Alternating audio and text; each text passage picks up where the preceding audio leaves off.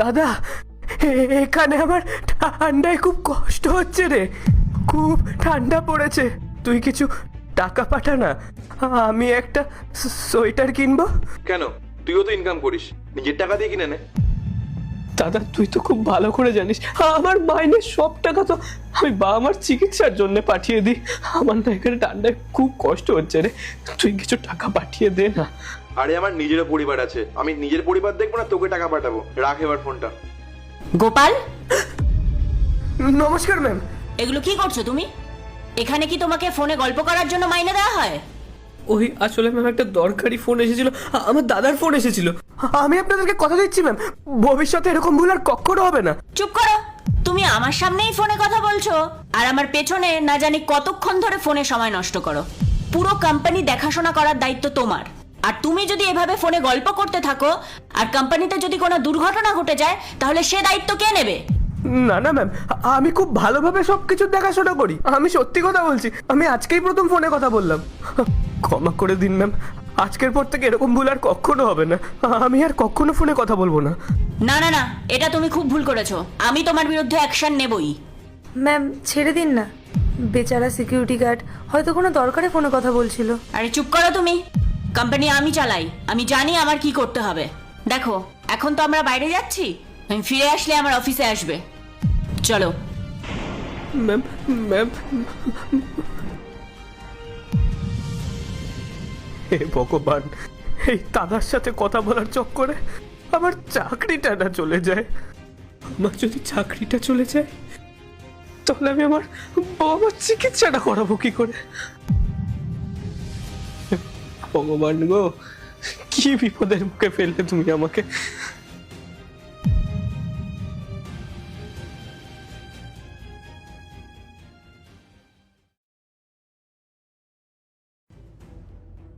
আসবো ম্যাডাম? এসো। Madam madam, আমি আপনার কাছে হাত জোড় করছি ম্যাডাম, দরকার হলে আমি আপনার পায়ে পড়ে যাবো ম্যাডাম, কিন্তু দয়া করে আমাকে কাজের থেকে বার করবেন না। আমি আপনাকে কথা দিচ্ছি, কাজের সময় আমি আর কখনো ফোনে কথা বলবো না। দেখো, তুমি শান্ত হও, চাকরি নিয়ে তুমি চিন্তা করো না, আমি তোমাকে কাজ থেকে বের করব না। একটু দাঁড়াও তুমি, ওটা ভেতরে নিয়ে আসো।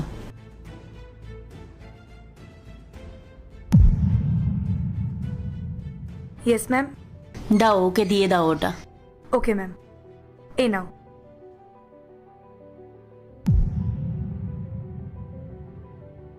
Madam, jacket? হ্যাঁ, তোমার জন্যেই। পরে দেখো ঠিক আছে নাকি।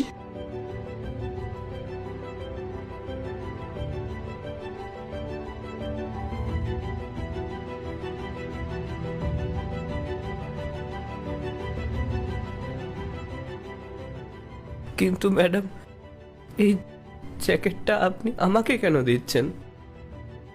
আসলে আমি তোমাকে তখন ফোনে কথা বলতে শুনে নিয়েছিলাম, তুমি তোমার বাড়িতে দাদার সাথে কথা বলছিলে, জ্যাকেটের জন্য টাকা চাইছিলে বুঝি।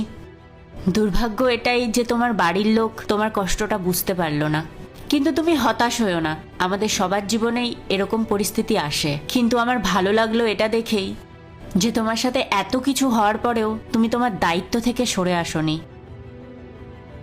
এত সামান্য একটা কাজ করেও তুমি তোমার বাবা মার জন্য চিকিৎসার টাকা দিচ্ছ। বাবা মায়ের প্রতি দায়িত্ব কর্তব্যটা তুমি ভুলে যাওনি। আর জানো তো, আমি তখনই ভেবেছিলাম এরকম একটা দায়িত্ববান মানুষকে যদি আমি সাহায্য করতে পারি সেটা আমার খুব ভালো লাগবে।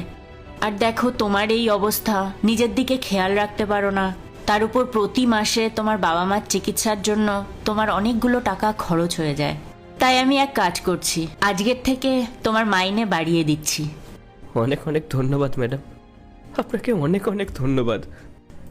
আপনি তো আমার কাছে ভগবান। আমার নিজের দাদা আমার কোনো উপকার করলো না। সেই জায়গায় তো আমি মাত্র 6টা মাস হয়েছে আপনার কোম্পানিতে কাজ করছি, আর আমার জন্য আপনি এতটা করলেন। অনেক অনেক ধন্যবাদ ম্যাডাম, ভগবান আপনাকে খুব ভালো রাখুক। আপনার মতন মানুষ যেন সমাজের প্রত্যেকটা ঘরে জন্মায়। দেখো, আমি যা করেছি তোমার কথা ভেবে মানবিকতার খাতিরেই করেছি। আমি চাই তুমি এইভাবেই কোম্পানির প্রতি দায়িত্বশীল হও, আর নিজের পরিবারের প্রতিও। এবার তুমি আসতে পারো। হ্যাঁ ম্যাডাম, আমি খুব ভালোভাবে দেখাশোনা করব। আপনাকে কখনো কোনো অভিযোগ করতে হবে না।